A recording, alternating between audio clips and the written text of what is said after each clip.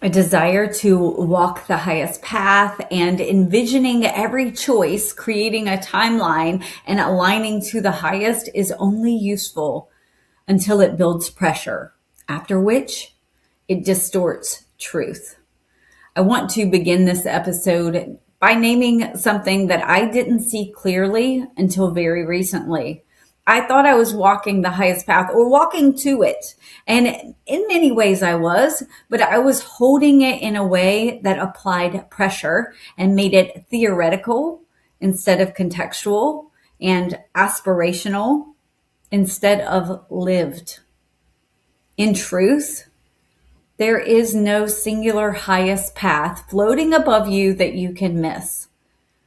There is only the highest coherence available from where you actually are, not from where you imagine you could have been, not from an abstract, optimized future self, but from this exact configuration of body and life and history and capacity and season, which is why the highest path is always contextual and not theoretical.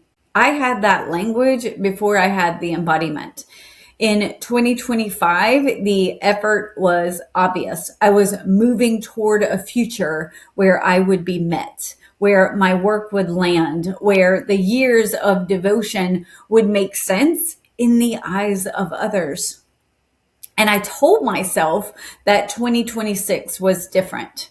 It's softer and more spiritual and more rooted and more inward. It's rest and nourishment and grounding. But what I didn't see at first, because we're only just in January when these truth bombs started arriving, was that the orientation hadn't actually changed. Even in the softer clothes, I was still walking toward something, toward arrival and toward validation and toward a destination that would confirm that my walk and my faith and my persistence had been worth it.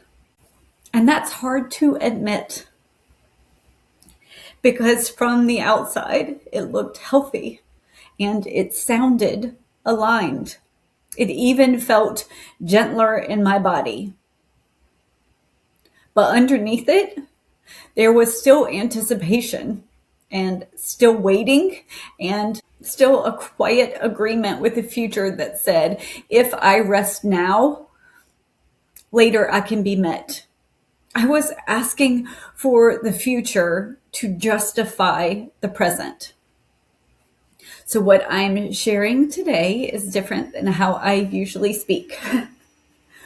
Often, I walk something first, and then I come back later with language and with insight and with clarity. And this time, I'm speaking inside of it. And what I've realized is this: for my rest to be real and not strategic and not preparatory, for my presence to be honest and not performance, for my writing to be alive and not aimed at future readers who may never exist, I have to put my dreams down. And I feel that in my chest when I say it, because these dreams aren't shallow. They aren't ego fantasies. They are the dreams that I have walked with for years. Dreams that have sustained me, and dreams that have motivated me, and dreams that have held me in empty rooms when no one was responding, when no one was witnessing. Dreams that held a younger version of me upright, a girl who walked humbly and who trusted deeply and who has negotiated her value in deferment because her faith was so sincere. I am grieving her, not because she was wrong, but because she carried so much with quiet devotion.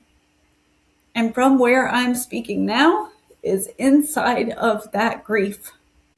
And inside of it, I know that I wasn't chasing the future. I was postponing permission to fully belong to the present. Just a few weeks ago, very few weeks ago, I shared that I was becoming quieter and more inward, that I wanted to write, to tell stories, to reach a larger audience. I even named a writer that I admire, whose path I thought aligned, and I thought that was clarity. But what I see now is that my sense of worth was still quietly tied into being received. And because of that, I couldn't write at all. January has been open and spacious and available, but writing into destiny is heavy. Writing with anticipation collapses presence. Writing with an imagined audience turns the page into a proving ground. So here I am, sooner than I expected, realizing that the place I'm being asked to stand requires releasing the very dreams that once kept me alive. Before I go any further, I want to be very clear about something. I am not saying that planning is wrong or that holding the future is a mistake or that vision somehow separates us from truth. The future can be a beautiful thing to hold, a beautiful thing to steward. What I'm being asked to release right now isn't the future itself. It's the way I wrapped my identity and my value around arriving there. I have often spoken about the soul blueprint, the dot to dot, that sense that our lives are meaningful and intentional and patterned, and we get to dance within the dots in our own beautiful way. And I still believe that.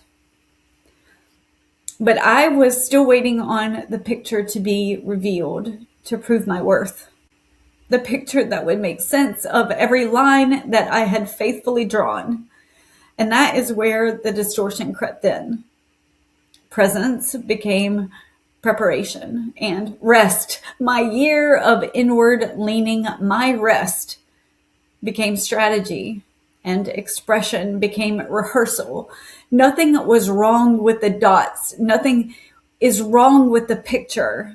But when arrival becomes the place where worth lives, the present moment gets subtly used instead of lived.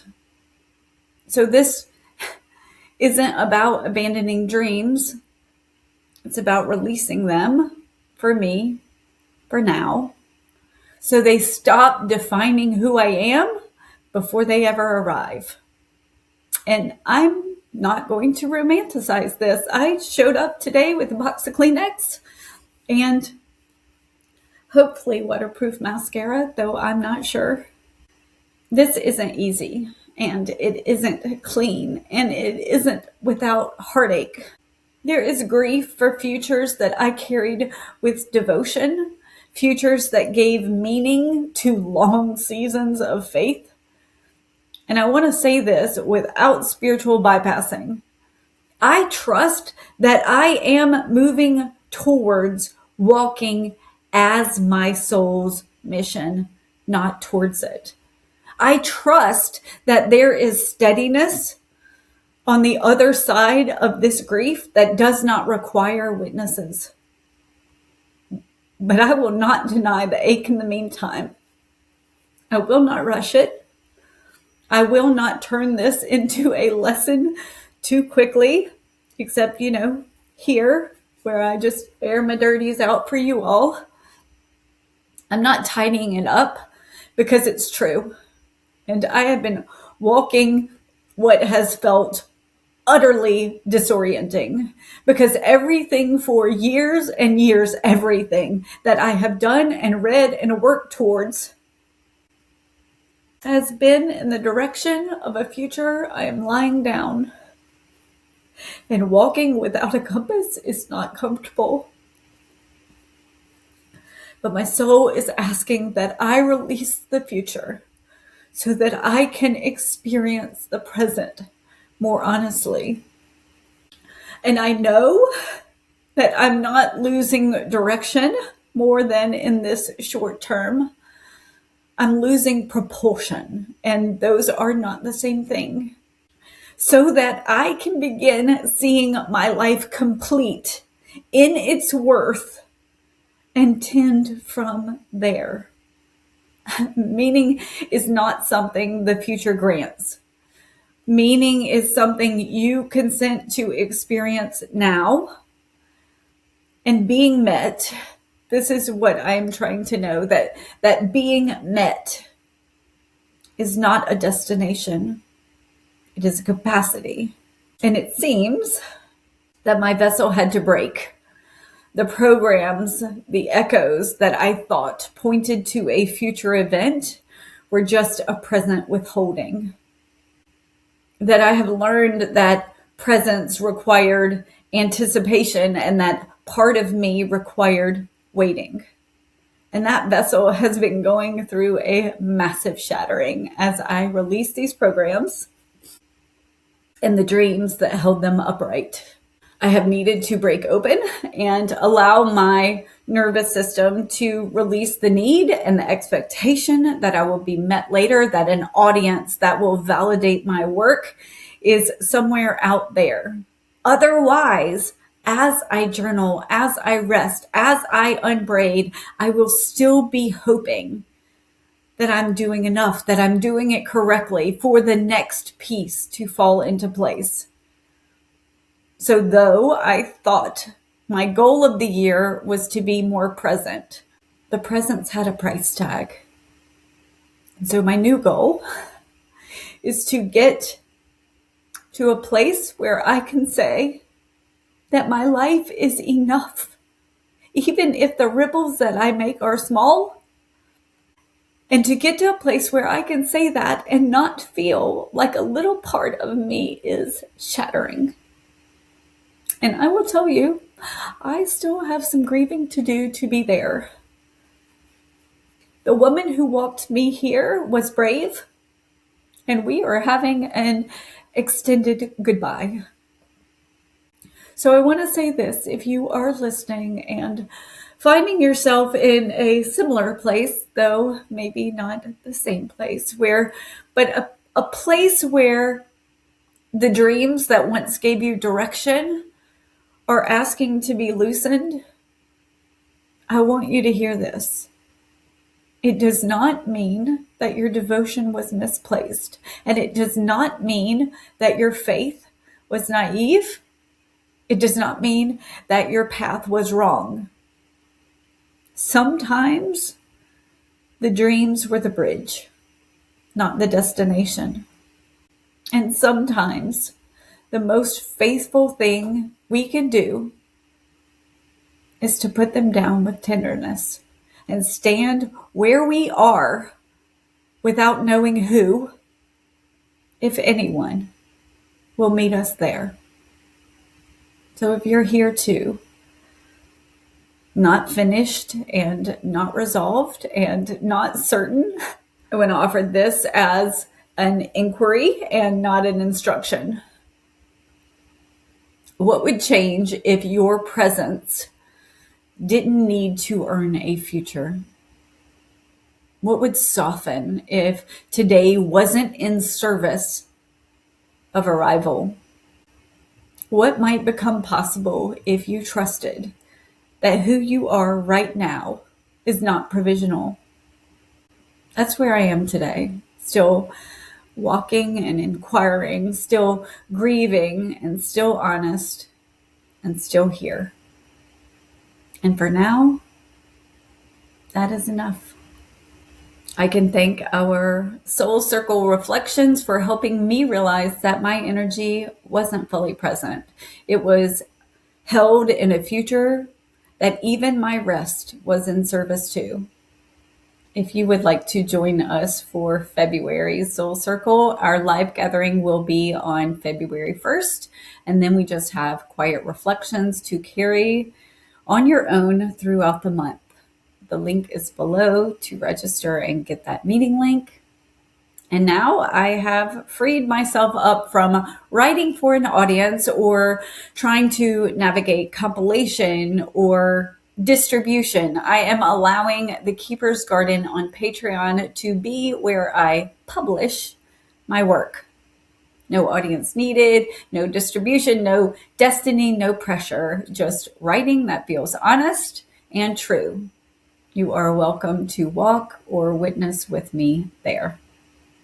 Thank you for listening and for providing me this therapeutic session where I tell you that just a couple of weeks into January, I have pumped the brakes and am changing direction. And that direction for right now is still. I love you. Thanks for listening.